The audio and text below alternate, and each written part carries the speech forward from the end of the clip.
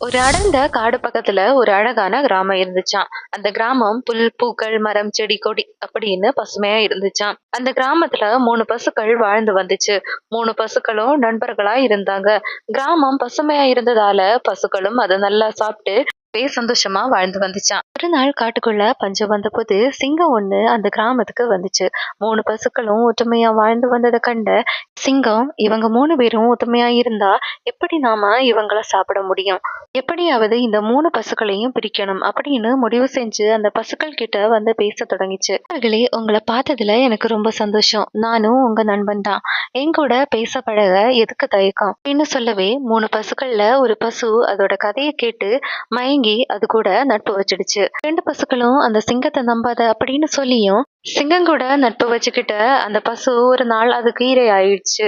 இதே மாதிரிதான் நம்ம வாழ்க்கையிலும் சிங்கம் போன்ற மனிதர்கள் இருப்பாங்க. எவ்வளவு அன்பு கொடுத்தாலும் அவங்க விஷத்தை மட்டுமே கக்குவாங்க. சிங்கத்தை எவ்வளவு நேசிச்சாலும் அதோட மிருக குணம் மாத்த முடியாது. உங்க வாழ்க்கையிலும் உங்களோட வெற்றிக்கு தடையா இருக்கிற அந்த சிங்கங்களை கண்டுபிடிங்க. இந்த மாதிரியான கதைகளுக்கு இந்த சேனலை சப்ஸ்கிரைப் பண்ணுங்க. அடுத்த கதையில உங்களை சந்திக்கிறேன்.